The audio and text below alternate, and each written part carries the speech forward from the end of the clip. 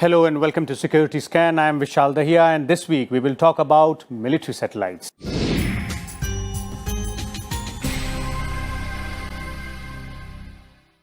Indian Space Research Organization, that is ISRO, this week launched a dedicated communication satellite for defense purposes. GSAT-7A, which took off from the launch pad of Sriharikota in Andhra Pradesh, can be used by Indian Air Force and Indian Army. This satellite will connect all assets of Indian Air Force, such as fighter planes, airborne early warning control platforms, and drones with each other and ground stations. This, in turn, will give the Indian Air Force network-centric warfare capability. The Indian Navy already has a satellite dedicated for its own use, the GSAT-7, also called as Rukmani, which was launched in 2013. The GSAT-7 provides Indian Navy the real-time secure communications capability over the Indian Ocean region.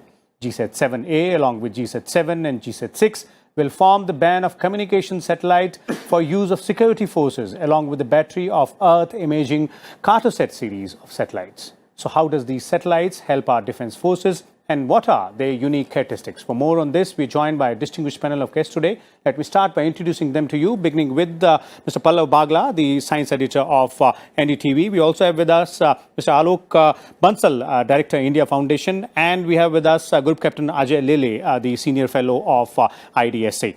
Let me begin with you, Pallav, to try and explain to our viewers as to what exactly are we talking about when we say the military satellites, the term itself, and the recent launch, that is GSAT-7A. How does it fall in that category? Well, the categorization is not very clear. It's a communication satellite. Now, if it is used by a specific agency, then you can categorize it as a military asset. In this case, the GSAT-7A is a satellite dedicated for use by the Indian Air Force. The Indian Air Force has paid for this satellite. It is made to their specifications, and they would be the dedicated users. It's like a camera. You can use a camera to take pictures. You can take a camera to go and snoop across the border. You can take a picture of your girlfriend also. So it's a communication satellite. You can use it for all kinds of communication. But it is far more ruggedized to give foolproof, fail-proof communication for the Indian Air Force 24/7, 365 days a year, even within KU band. That is the beauty of this satellite, and that it should be able to give you a signal which can be received on a handheld device. Okay. That is what makes this satellite very sophisticated and very unique. And the Indian Air Force has been waiting for this for a very long time. Finally, they have the bird in the sky, and ultimately they would be the beneficiaries of it, and you and I would be immensely protected thanks to this force multiplier. Okay, let's bring in Group Captain Ajay Lele here. In terms of its usage for the Indian Air Force and other purposes, as well as Pallav was pointing out, that this has been made as per the specifications desired by the Indian Air Force, more ruggedized version of the usual communication satellites are. So in what terms, going beyond what Pallav has said, this is going to sort of, help the Indian Air Force in the ways it communicates as of now? As far as this satellite is concerned, it has got a swath, one can say, across the entire country. Now, one must understand that Indian Air Force has got bases which are spread across the country. You need to have a certain amount of connectivity with all these bases. Now, these bases should have connectivity with whom? They should have connectivity with various other assets which are required for day-to-day operations, or even during operations during wartime. Now, these assets could be in form of your own aircrafts. These assets could be in form of your UAVs. These assets could be in form of your radars. It could be in form of your what we call AWACS. So all these assets have to be combined together. What used to happen is that till date, you used to have a ground infrastructure where all these signals, say from UAV or even management of a UAV, flying activities of a UAV, were controlled by a ground station. So there are various ground stations which was giving all those indications, all those signals to the main port, I can say. So all these signals now will be picked up by a satellite, and almost in a real time, this information will be available with the people of the Air Force who are in need of it. Now, what sort of information this would be? This would be information essentially on your communication networks. it will be a information which is a recurrency information. So you will be knowing various aspects as far as launching of the missions are concerned.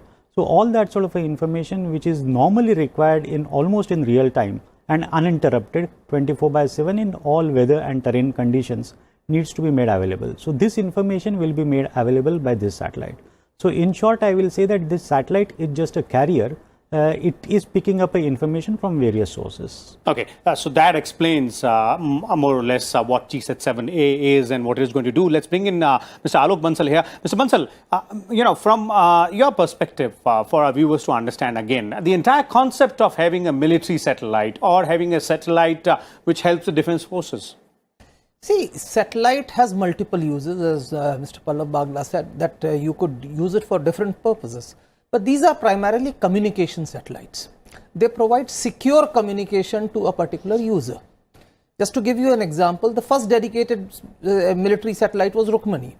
Now, Navy had a very specific requirement, because when the ships are at sea, they cannot transmit, because if they transmit on high frequency, their position is compromised.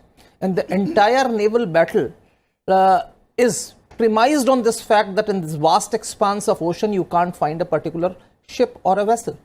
Now, so ships would remain incommunicado. So that restricted their ability. If they had to pass any important communications, they had to always compare the risk that was there as far as the compromising. But now what has happened, because of Rukmani, they are able to communicate under a secure environment. Now, what would happen in the case of Air Force? Generally, the aircraft used to remain airborne for a very limited period, so it was felt that probably the ground communication would suffice. But what's happening now with Predators and other high endurance drones coming into play, and those drones which are going to be armed in future, you would need communication, and at long distances and for a long duration of time. And I think to that extent, I think the need for this sort of a dedicated satellite was there. And I think this sort of a satellite will help Indian Air Force, and to that extent Indian Army also, to some extent, as it also has its own assets which would probably require this sort of a communication facility to be able to maintain and control these drones and other various air assets and communicate with them simultaneously. And this would probably facilitate communicating with large number of platforms simultaneously and in real time.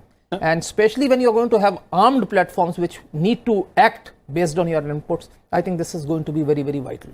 Okay. Pallav, Mr. Bansal spoke about GSAT-7, and there was something, the next point which I would have come to you automatically, that's Rukmani, which is known as specifically for Indian Navy. So if you could tell us, more about GSAT-7, its characteristics, because that was way back in 2013 that this was done. Well, it's still functional. The Indian Navy on record told me that Rukmani or GSAT-7, which is a predecessor of GSAT-7A, has functioned very well. And as Mr. Bansal said, it has provided secure communication for our Indian ships in the vast Indian Ocean region. That is where. And that particular satellite had a special communication band, UHF, which is not there in 7A, because that was specifically asked for the Navy, by the Navy. And that particular satellite has helped the Indian Navy use its own satellites and secure communication across the Indian Ocean. And the Indian Navy operates over a very large area. I must also add to what Ajay had said. I was told repeatedly by the Indian Air Force that the satellite communication will only be another redundant layer. The operational activity would still be done with the terrestrial networks, and the satellite layer of communication would be a redundant in case the terrestrial networks fail. So it's in times of need, or like Mr. Bansal said, when you have drones which are operating at far distances, remote areas where they need to connect back to the hub, and you need satellite connectivity, that is where it would play a very significant role. So together, GSAT-7, which gives Indian Navy an edge, GSAT-7A, when it's fully functional, would give the Indian Air Force an edge, and GSAT-6, which is another high-powered, very sophisticated communication satellite, which gives an edge to our central forces, largely giving handheld communication ability for CRPF and other agencies when they are operating in the Naxal-prone areas, because it has a very special antenna, 6-meter diameter antenna, for which you can get a communication to a handheld device. So all these three assets, they are communication satellites. In addition, we also have in India satellites which can do Earth imaging, which can again, the Cartosat series, even the most recent one has has a special camera which can constantly view over India, the Indian Ocean region, looking for intrusions of ships which come into our area. So all these assets combined would help giving India an edge in warfare.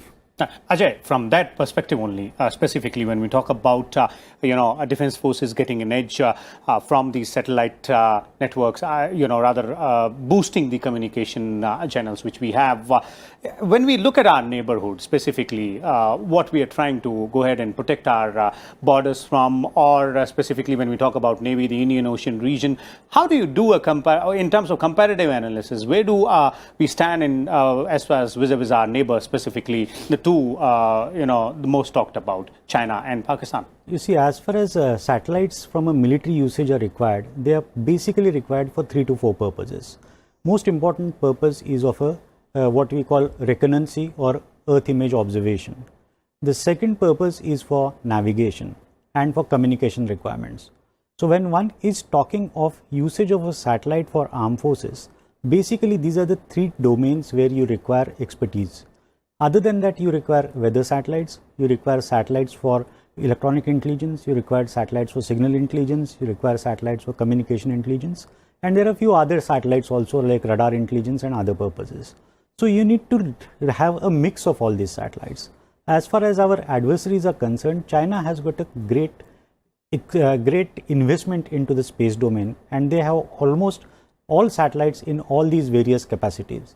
As far as Pakistan is concerned, they may be a good force from a nuclear perspective and from a missile perspective, but as far as Pakistan's investments into space domain is concerned, it's extremely limited. But they have got an advantage that China is offering them all the help. Just to give you an example, that the way India has come out with its own navigational system, NAVIC, China has got one of the best navigational systems right now operational in the world called Baidu. This system they have already made operational for entire Asia Pacific region, and the military grade signal of this system for a navigational system is also been made available to Pakistan. So as far as Pakistan's requirements are concerned, China is mostly fulfilling their requirements. And from Chinese point of view, their requirements are fulfilled by their own infrastructure. So China, to my mind, is totally self-sufficient as far as satellite domain is concerned. They got a good amount of a series of Earth observation satellites where they are getting good imagery. Because one must understand that what China is preparing is essentially not to fight a war against India, but they got larger aims. They are looking at a Taiwan theater more seriously. So as far as China's investments into satellite technology are concerned, they have got certain amount of a biases to compare themselves with the US. Unfortunately, their investments is also coming very healthily available for them in the Indian region too.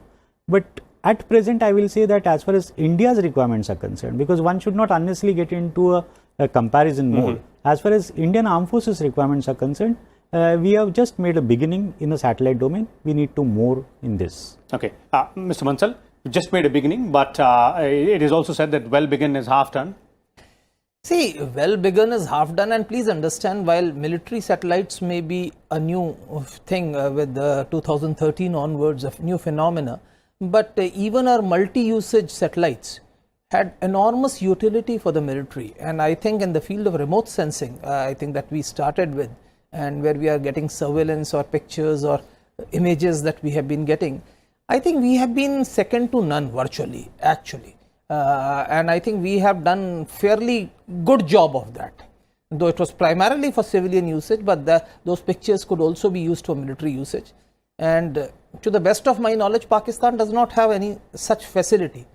Even Chinese remote sensing capabilities were suspect at one stage, though of course I think over the years they would be in a better position to say China has taken giant strides. It's the third country to send a manned mission to space and all those things. So it has really taken quantum leaps in recent times, but we also have done phenomenally well in this particular field, and I think ISRO is recognized as an entity which has scaled new heights and has broken new barriers actually.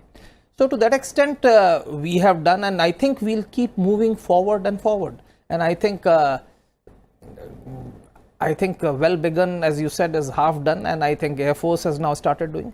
There is no doubt that of the three services, Navy is the one which actually requires the satellite the most, and that's why I think they came up with the first requirement for 2013. They actually came up with a dedicated funding for a satellite, because their requirement is most, because their arena of operations is far wider than the other two services, and I think it would require more satellites in times to come. Okay. And I think that is where I think we'll have to incorporate more satellites, and I think newer capabilities. Navigation, we are already working on it. I think the ISRO is already working on the navigation fields. The ultimate would be when we could have a global constellation of navigational satellites, when we could probably rival GPS or Baidu. Baidu still is not a global chain.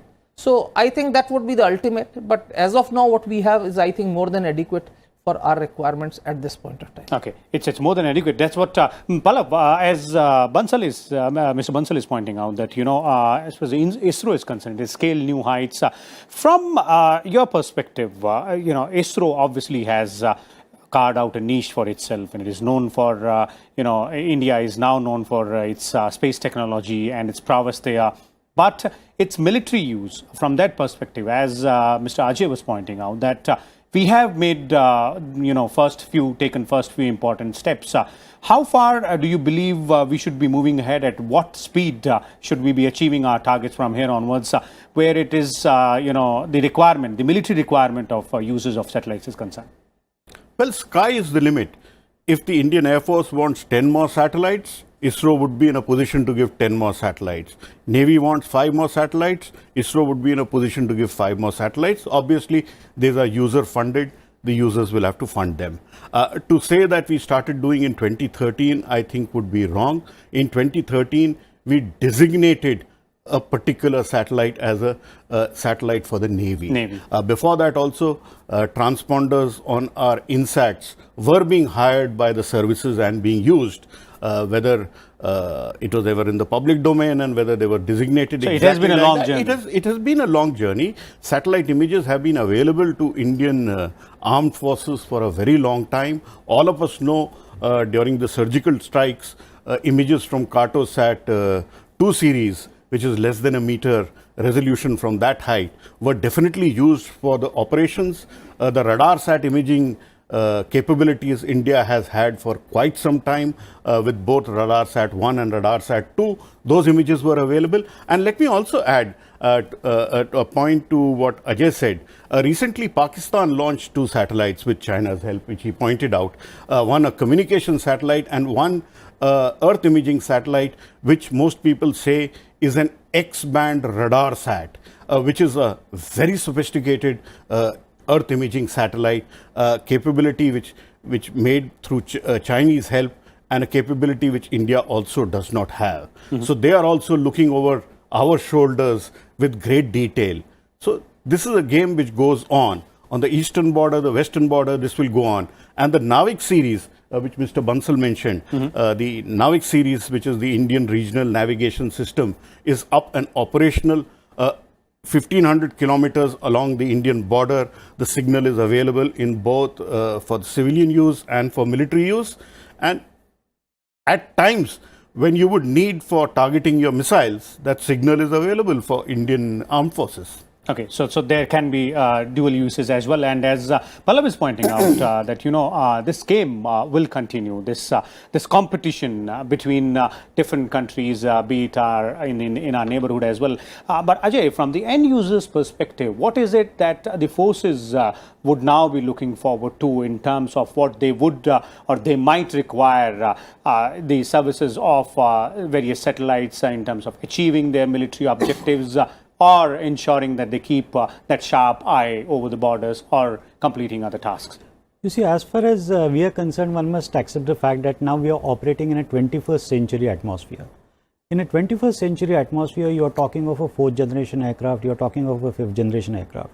you're talking of all the platforms, whether they're being used by Army, Navy or Air Force, which are modern platforms, which are state-of-art platforms.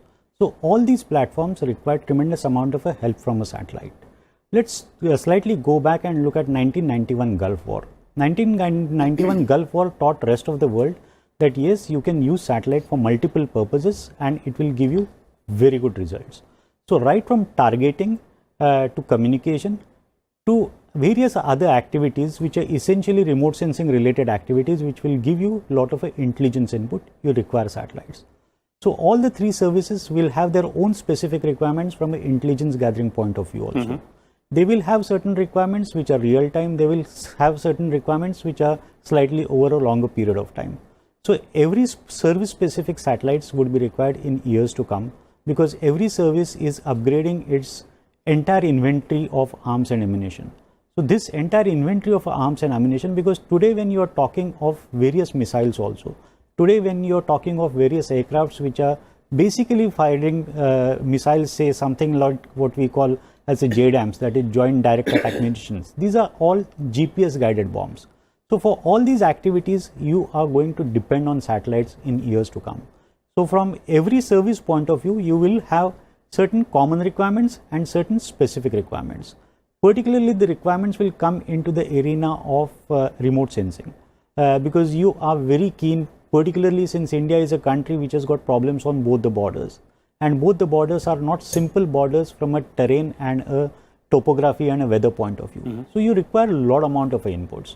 So present day satellites, are they fulfilling those inputs? To a certain extent, yes, but we are investing into modern technologies. We are investing into technologies like synthetic aperture radar. Now we are even planning a satellite which will be a satellite jointly done by NASA and ISRO also on a synthetic aperture radar. Because you require these technologies to have 24/7 and all weather and all terrain availability of a data inputs. So these are the places where people are going to work in days to come.